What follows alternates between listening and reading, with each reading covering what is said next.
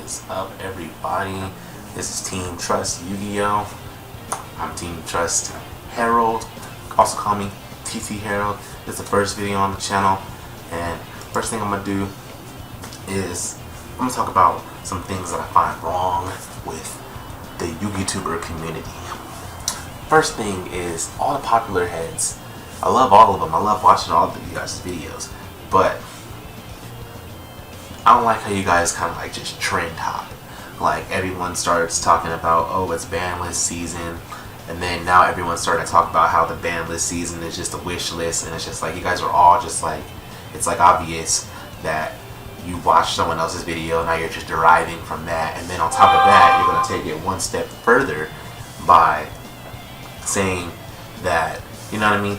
By saying that like, oh, I'm gonna be different and not just make a wish list or something like that, when it's just like, or you're just like, oh well, this is just free content, but it's just like, you know what I mean, like it's free content, you're still doing it as free content, you know what I mean? Like if you didn't really feel that way, one, you wouldn't really even talk about it, you would just do you. Two, you wouldn't really think of it as free content, you would just think of it as content, you know what I mean? Like I'm just gonna talk about this and I'm just gonna put it out there.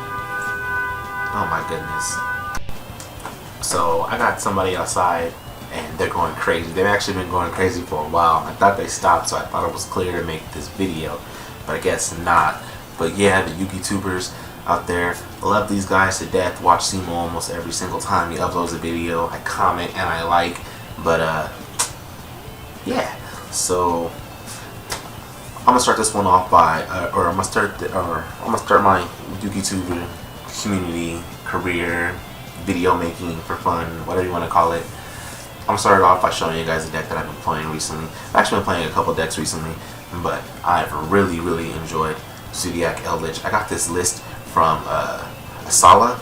You guys probably know who he is from the Duel Book or the Duel Academy with Jesse Cotton and his whole thing. Team Sam was really putting that out there too a couple months ago, towards the beginning of the year, and yeah, this list is actually really fun. It's really good. It plays through a lot of stuff, and it's just really good. And I haven't edited his deck since finding it out. I actually have literally just actually went out there and just what am I trying to say? I just net decked this. I'm sorry. And for now, this deck seems really good. It beats a lot of decks. If you play smart, you play good, even with like the weirdest of hands, it usually comes out on top, and it's pretty insane. So you definitely didn't come here to hear me just talk about this stuff and all that stuff, whatever. You definitely came here with the title of the video, which is Zoodiac Eldlich deck. So once again, got this list from Asala, and you're probably looking at like maybe how to play Zoodiac Eldlich, and I don't have the most experience with it, but I can tell you definitely what has been working for me. I've only lost one duel with this deck, and I've been playing it for about 2 days, and I can actually show you guys, but that'll be in a different part. For now, I'm gonna leave the screen right here, and I'll go over what should be being done with this deck. Sorry about that. So I'm actually waiting to do a duel on Duel Links against one of my team members. But alright, so double Golden Lord, because you don't really want to see him in your hand. You only need 2 because he can come back from the graveyard with Scarlet Saint Link. So it's really good in that aspect. You want the triple Nibiru's because it's good against everything. Now for the Zoodiacs, you pretty much only want to just get Ram. Sounds weird. It was kind of weird at first, but once you realize that Ram is protected from traps, so, or protects whatever you make from traps, so it's actually so good. And yeah, you pretty much only want to get Ram. So the next card I feel that needs to be explained, or cards I should say that needs to be explained, is why Asala plays the Zoodiac engine. You can always just watch his video, but me saying it back to you might help somebody, you know what I mean, like who didn't understand the video. I can get in text and stuff. But anyways, yeah, so the reason why they play such a small Zoodiac engine is because you pretty much just don't want to have any monster effects to activate. So like Motel being a monster effect to activate You don't want to play into any of their like effect negations, so you don't want to lose any like card advantage pretty much. So Ram and Whiptail are pretty much perfect because you can just normal summon them, and then you can just go into Borbo, attack directly, and then you got Zeus, and you can deal with stuff there. But usually, if you're going against a board, you're probably not going to do something like that. You might hit them with a Forbidden Droplets, get rid of one of your Eldlich cards, and then go for a combo there. Or, you know, use Book of Moon, or problematic spell trap card, you know what I mean? You might have debuted them, slowed them down with an Ash Blossom and an Impermanence. This deck is really, really good, and it's also really good in the side game. But yeah, you pretty much want a small Zoodiac engine, so you don't just keep getting like Zoodiac cards. You want like everything else and just one zoo. I'm gonna come clean. You just want one zoo, and most of the time you don't want it to be Thoroughblade because it puts you into a position where it's like, I want to use Thoroughblade, and it's just like, you don't need to. You never needed to. You never needed to give them that monster effect or anything like that. So yeah, that's the explanation between, or on the small Zoodiac engine, and pretty much why you're playing these two. Whiptail, everyone knows what Whiptail does, but if you don't, it banishes a monster if you get into a battle with it and kill it, or were to kill it, it banishes it instead, which is really good because it can stop some of them graveyard effects and stuff like that. Gives you attack points on your zoo monster. But yeah, okay, so spell and trap cards, we got the Book of Moons, and the Book of Moons are self-explanatory, but they're real good. They're turn stoppers. They are real good. You go first, you get a Book of Moon, you can just pretty much assume that you're gonna stop someone's turn. Not all the time, like, you know, they got a fusion deck, they can just fuse with the face down monster, which is pretty broken, but they can do that, and you gotta be aware of that. So it's not always like the best card ever, but it is really good, and it's just like nice that it's at 3. And there's a deck that actually can utilize this, and for people who really like this card, boom, now you can play it and feel pretty confident about it also. Cosmic Cyclone, it's funny that they unlimit this card actually too, and people still don't feel confident about it, and that's pretty much why they unlimited it. But it's a really good card, especially at 3. It's so good. But Cosmic Cyclone, the next one, this is self-explanatory. Just get rid of any problematic spell or trap card. Don't destroy it, banish it, just gone from the game. Cursed Eldlich, this is what searches the Eldlich cards. If you're not too familiar with the Eldlich, still pretty much a new archetype. I mean, it came out this year. Who knows when certain people are starting to get back into Yu-Gi-Oh! But for the most part, most people know what this card does. And you can pay 800 life points, and you can search out an Eldlich or a Golden Land spell or trap card from your deck. So it's really good. It can get you Conquistador, or it can get you Hakero. Really good. That's just enough said right there. It's also food for if you have a Golden Boy in your hand, or if you get Eldlich, you can actually play Eldlich, search out the Golden Lord, send the Eldlich to pop something, and then get one of these to your hand. Then you can use Golden Lord to discard this from your hand, get Golden Lord back on the field with 3,500 attack points and 3,800 defense, can't be destroyed by card effects, and at the end phase, you get to get the opposite of one of these two. So it's like, this searches out this, and this searches out this. That's a little bit where they conflict. It's like you almost want to have another Elixir, and a quick play one on if anything. But this is how the deck is. If you want to make some changes yourself, go for it. But this works for me personally. I've done like a lot of duels with this deck within the last few days, and this deck works. I'll tell you that much. So next is Tinky, self-explanatory. It's extra ways to get into the zoo cards. So good, so good. Because sometimes you'll get like a Tinky, a Ram, and some Eldlich cards, and like maybe a Sanguine and a Conquistador and an Ash. And sometimes it's like all you need, or maybe even a Droplet. This is just really good. Okay, taking that deep breath. And now we got a Forbidden Droplet. Such a good card. It's like a single target. It's like a single target Dark Ruler no more. If you can get rid of a monster, that monster can't. Those monsters you target, those monsters. So if you get rid of one monster, but you know what I mean. But let's say you get rid of 2 cards. So like let's say you had Cursed Eldlich and Thoroughblade in your hand. You can actually get rid of Thoroughblade and then get rid of Cursed Eldlich and then actually make it so both of your opponent's monsters can't attack. So that's nice. Or not, can't activate their effects in response. So this pretty much is like almost like a safe card usage to get over a lot of monsters in Yu-Gi-Oh! So this card is so good. and it's not played that much. That's the crazy part. You don't see this card being dropped that much.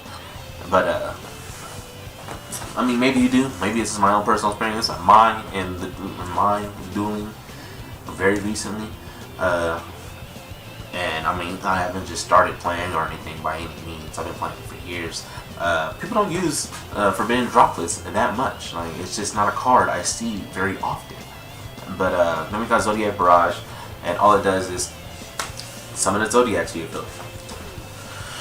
And then we already spoke about it, but Conquistador, it summons one from the deck. So you pop itself, you can pop something else, you own from the deck. That's just to better explain this card a little bit more.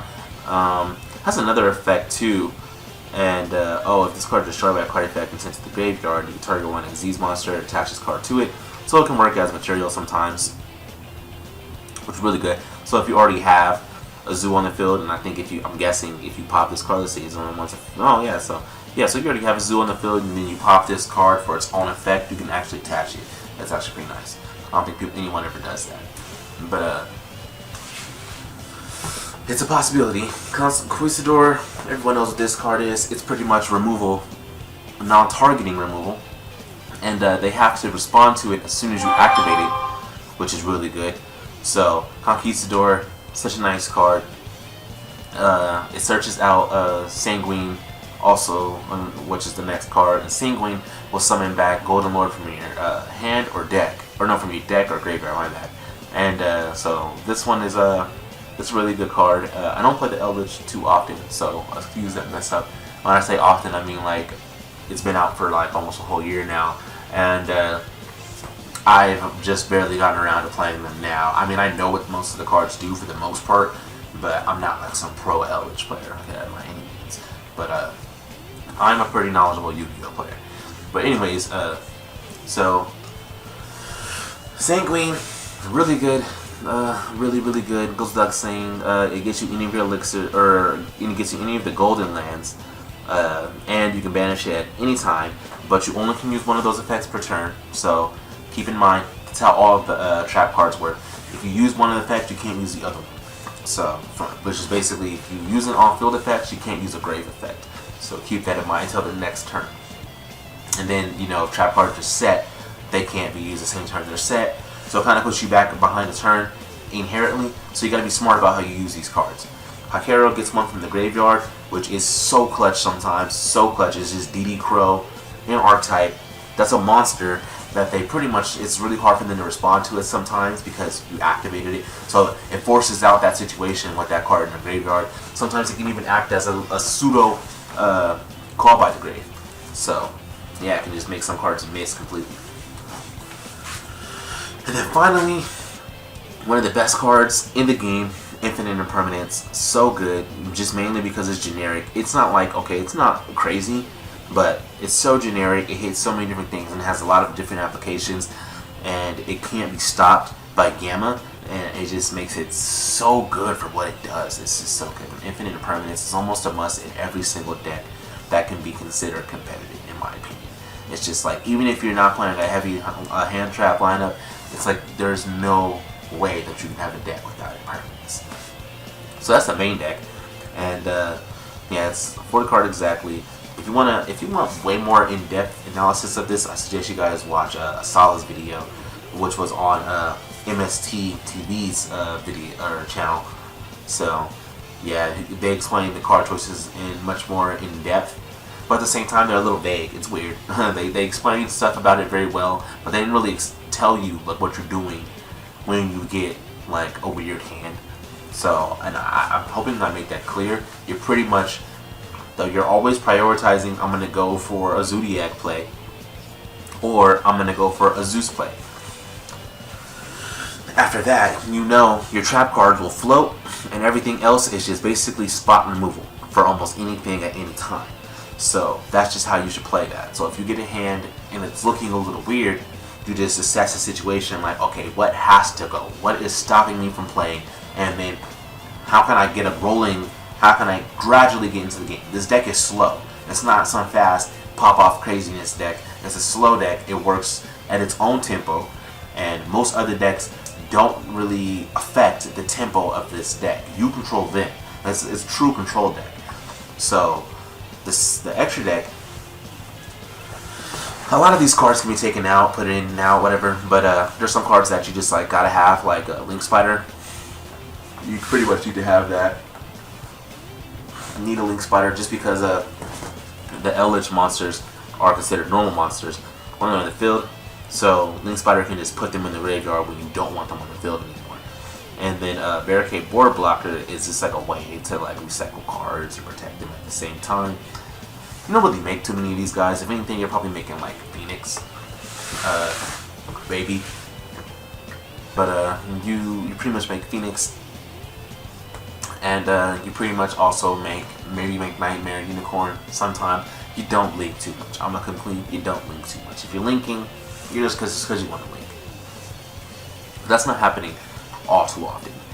But what you're really doing most of the time is making double A. Zeus in the Zoodiac lineup. This is happening almost every single duel for sure. It's just, and if you're not, you're playing with your main deck. But you're most of the time you're summoning a Ram, putting Borbo over it, attacking directly with Borbo. Now you've enabled your Zeus. So you have a choice. You can either Zeus your opponent, but if you don't want to put Zeus on the field that early, you can try to play the slow game with Zoodiac Trident. Most of the time, you're just gonna summon Zeus and then call it a day. But sometimes you don't even need to put him on the field, and you want to play conservatively. So you don't want to make Zeus walk into a negate. If anything, you want to make. You just want to just do something else. So you just play smart, pretty much. Now the side deck. The side deck is on point. Sala made this shit so good. Oops, excuse my language. He made this so good. So, yeah, Mistaken Arrest, really good. Stops it really puts a halt on those invoked Dogmatica Shadal decks, because they do a lot of adding from deck to hand. So this will stop them, and it'll stop the whole Alistair play in general. This is really good for like everything in the game, especially if they played it wrong, because how this deck feels like, it'll feel like to the opponent like it's a going second deck. And so sometimes you'll win game one because they wanted to go first and you broke their board, and they'll just be all like, okay, you go first. But you'll anticipate that and you'll side these in. How do you side in this deck? Most of the time I find myself taking cards out like Book of Moon, maybe even a Nibiru. You don't really ever want to go down on your Eldlich count for the traps, but sometimes maybe I'll take out a Cursed Eldland and maybe even some Cosmic Cyclones. Every game depends, but yeah, for the most part, those are the cards you want to take out. Kaiju's, it's perfect if you know that you're going to go against Dragoons. Also, Alpha, the Master of the Beast, so underrated. A lot of people wanted to call this like a less weaker Pankratops. He's just as strong as Pankratops, if not stronger.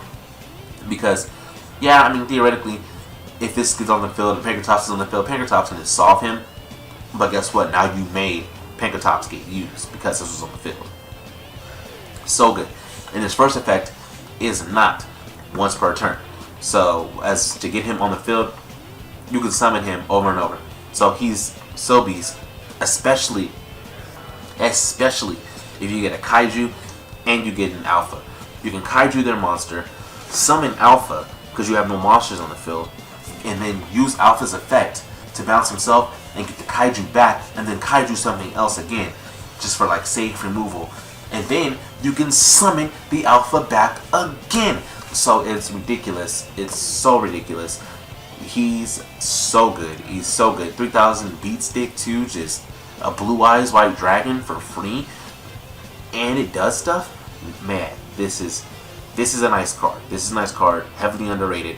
It's not underrated because it's like a $30 card or something like that. But I don't see it that much. And this guy is so good. Next is Token Collector. If you know what this card does, it just stops certain combo decks from doing their thing. If you know that the deck is going to go Auroradon or anything with a token, this is a card. You side this in, stop that from happening pretty much. And so this is basically the entire deck. Zoodiac Eldlich, a little bit of explanation. Hope you guys can understand it. If I didn't explain things too good or too well, go ahead and just leave a comment, let me know. It's my first video also. It's Team Trust Games, Team Trust XYZ, whatever you want to call us. Team Trust. You could be part of the team. Just watch the video, subscribe, and I should be putting out a video probably almost every single day. So yeah, give us a subscribe, and I'll see you guys in the next one.